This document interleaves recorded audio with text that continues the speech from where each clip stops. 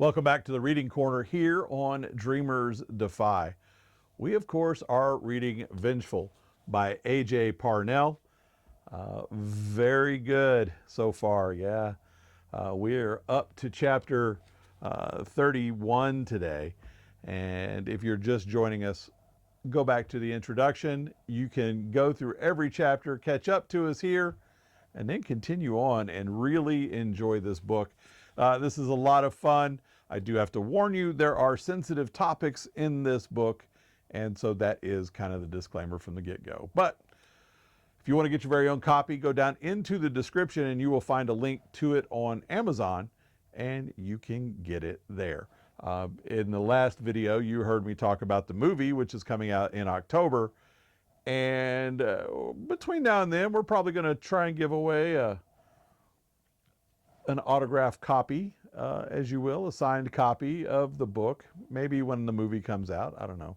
I got some interesting videos coming up with the interviews from everyone involved in the film, so be sure and look for those as well. But right now we're in the reading corner, and that means let's keep reading, shall we? We're up to chapter 31 today, Ghosts All Around. When the truck died for the 8th time, Abigail growled as she pumped the gas and cranked the engine. Abigail's eyes narrowed as Luke stepped in front of the truck. Damn, she knew she should have bashed his brains out. Abigail punched the lock button, all the while keeping her eyes on Luke as she reached for the revolver in her lap. Smiling, she also took note of her precious box of trophies that sat on the passenger seat beside her. Not so tough without your friends now, are you? Abigail held up the box and shook it at him. Jaw clenched, Luke took a step back, straightened, held out Emily's charm bracelet in his hand, and allowed the light from the rising sun to reflect the shimmering silver. An animalistic growl emitted deep from Abigail's throat as she glared at Luke. Fine. If she could not run over Luke with the truck, then she'd go to plan B and shoot him. If she took her time and got it right, she could still stage this thing like a kidnapping suicide and be home before dark. Abigail checked the revolver, making sure it was loaded with a bullet in the chamber, and stepped out of the truck. Puzzled, she watched as an unsteady Luke walked back toward the cage, making sure to dig a deep line in each ring of salt with the heel of his boot as he went. What the hell are you doing? Staggering to a stop, Luke whispered to Emily. She won't leave without her trophies. Laughing, Abigail pointed the gun at Luke. You've lost. So why don't you just make this easy on yourself and give me the damn thing? Shoulders back, Luke set Emily's bracelet and his pin down into the first circle of salt next to the cage. I see you found the bullets. Yeah, I find that these work a whole lot better when loaded. Leveling the revolver at Luke, Abigail pulled the trigger.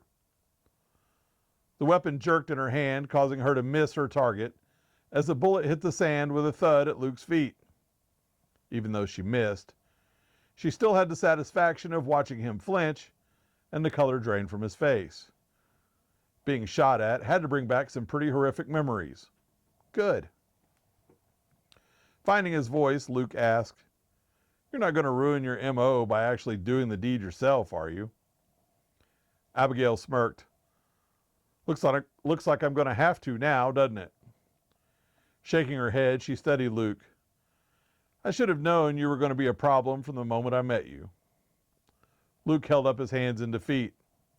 Then why didn't you just leave me alone? It was that damn hero complex of yours. It annoyed the hell out of me. Your hypervigilance after the shooting made you nearly impossible to reach. Always focused on your students, the other teachers. I was about to give up. Then I realized if I fed you some tragic childhood story, you'd fall right back into your old patterns and fight tooth and nail to save me from my pain. His eyes staying somewhere behind her, Luke talked to her like she was an afterthought. You must have loved it. The attention, the declarations, me trying to protect you. Abigail laughed. Sure, it was damn entertaining for a while anyway. Even though the pre-dawn hour remained cold, she had begun to feel the first hint of warmth as the faint rays of sunlight began to stretch out against the horizon. You were always playing the part of the white knight, and who knows, maybe there was a part of me that wanted to be saved. Abigail laughed as she leveled the handgun at Luke's head. But I guess it just wasn't a big enough part. Unafraid, Luke asked, No remorse? Not even after all this? Taking another step toward Luke, Abigail shook her head. No offense, honey, but you're living proof that a conscience is a burden.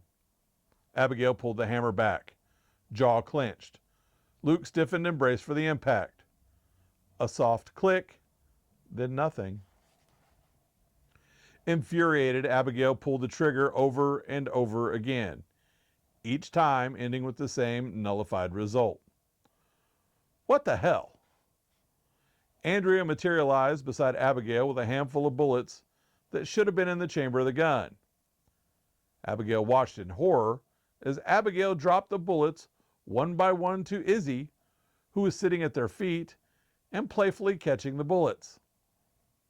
Unable to hide her shock, Abigail staggered away from the apparitions, turned to run, and found herself face to face with Tyler, Richard, and the gloating Emily. Terror in her eyes, Abigail cowered back and ran into Luke. How are they? How did...